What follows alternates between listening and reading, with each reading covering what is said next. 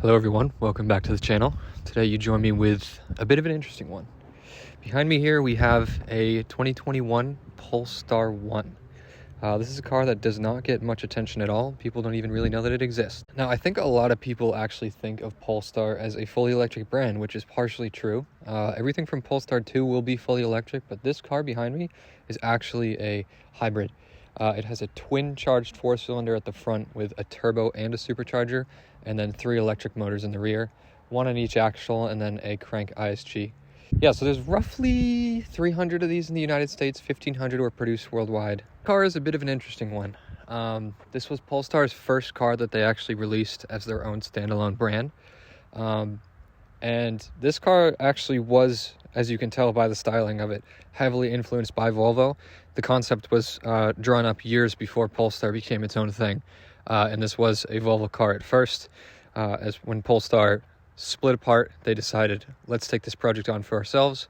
We'll take over it from here. And this is the product. This is the result. So yeah, it's pretty crazy. 619 horsepower combined, 737 pound-feet of torque. This has a full carbon fiber body, which people don't know about, which is pretty crazy. 6-pot Akebono brakes in the front, 21-inch wheels. It is considered a 2+2. There are 2 rear seats, but they're pretty useless, almost like a 911, if not worse. So mainly used for luggage and all that. So yeah, why don't we go for a drive? Take this on some fun roads, go for a drive, and do what I do best, which is spend money on coffee when I have some at home. So let's get this slightly underwhelming startup and go for a drive.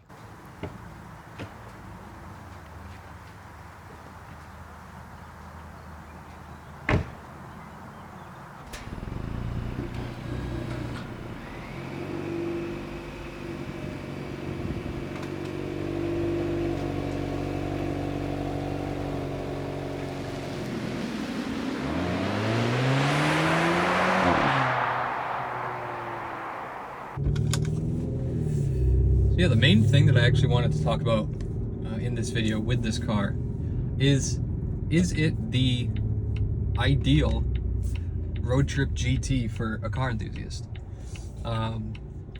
As I said before, you still do have the internal combustion engine, which so many car enthusiasts have come to know and love, obviously. And then you get the added benefit of a hybrid system that you can flip on over into pure electric whenever you want. This car does have 5 different driving modes, which is pretty cool.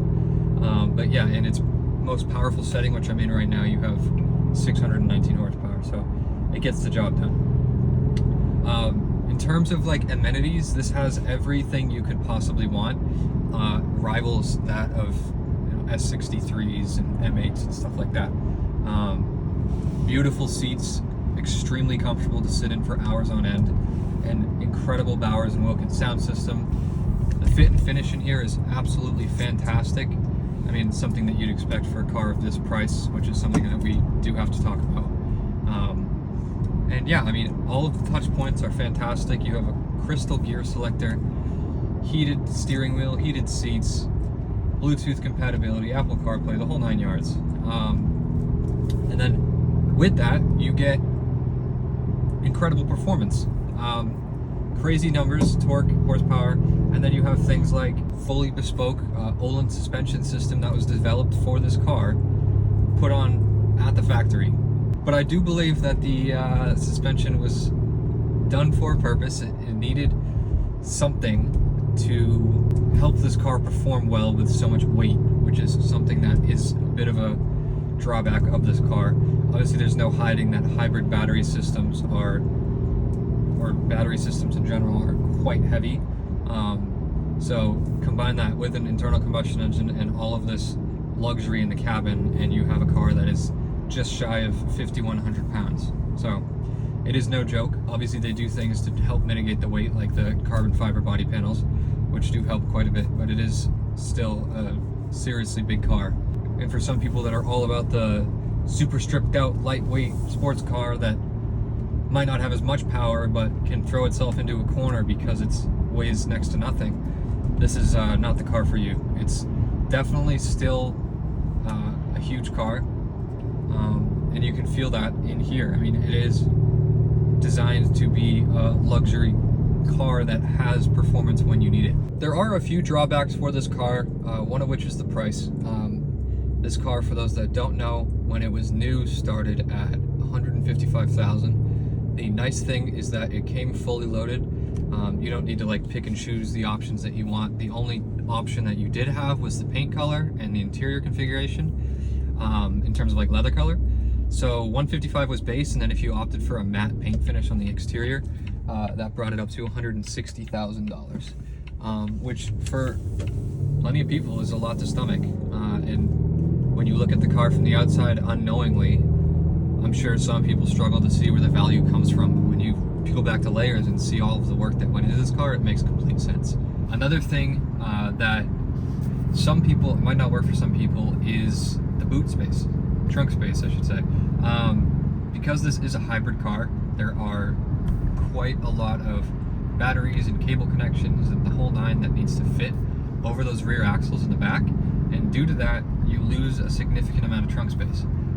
For me, it's no issue. I can fit my duffel bag, my work bag, whatever I might need, and then the rest of the stuff that I have can just fit in these back seats, no problem. But for someone that needs to pack a set of golf clubs in addition to bringing their weekend bag and maybe a spouse or kids or whatever, it might not work.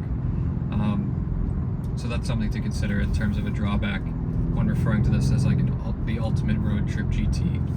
One of the cool things about my perspective of this car is I'm one of the very few people in the country or the world, because I mean there are so few of these cars, that has spent a significant amount of miles behind the wheel of them. This car has just about 3,000 miles on it, and I've put pretty much 100% of those miles on the car. So I'm very used to how it behaves, how it's usable in the day-to-day life.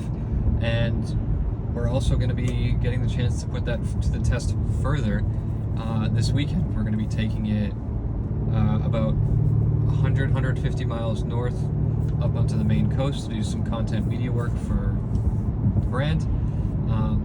And with that, we're going to experience what it's like to road trip with this car in real life. I've already taken it up through New Hampshire, down to Connecticut, and it's been fantastic so far. But looking forward to bringing you guys along for that road trip.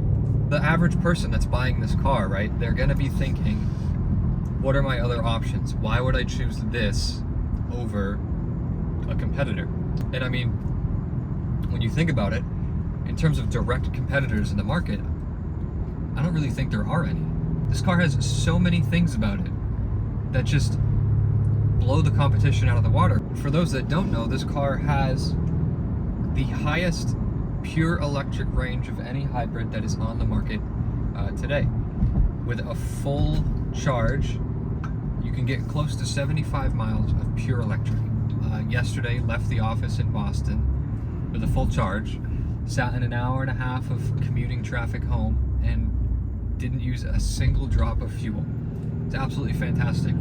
But the nice thing is, as soon as you want to get into that power band, you can just swap the drive modes, scroll down, put it in power, and then you have, boom, 619 horsepower at your disposal with both the ICE engine and the rear electric motors working together.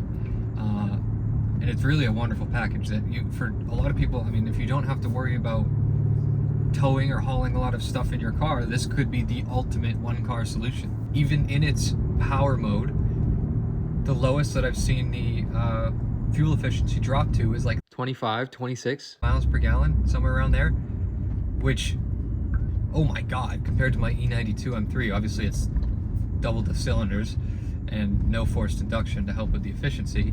17, 18 at the absolute best when I'm driving like a saint.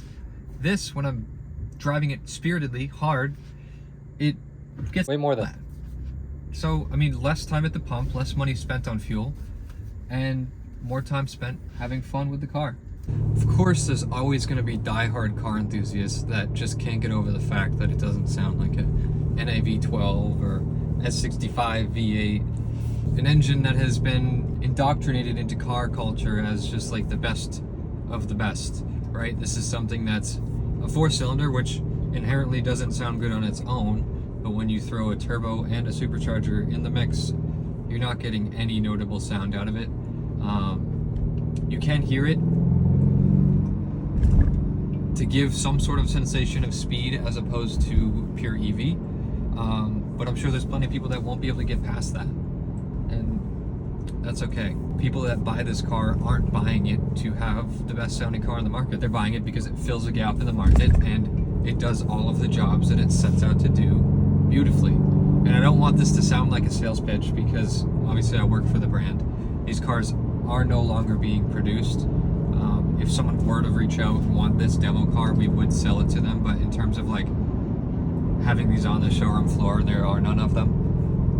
There are only 300 or so in the US, so there's nothing really in it for me. It's more of a, this car is absolutely fantastic, and because I have the opportunity to spend so much time behind the wheel, I want to share that with all of you, because a lot of people might not even know what the brand is.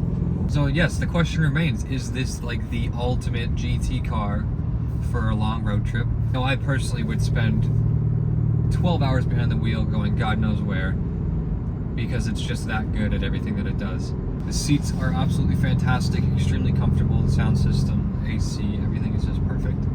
I will say my one like notable gripe with this car is the electronic steering, but that's just every modern car ever. I'm a hydraulic steering enthusiast till the day I die, and that'll never change. I just wish the steering was a bit more heavy and direct, but it is what it is. And I know I did mention earlier that it is 5,100 pounds, which is obviously an extreme amount of weight, but for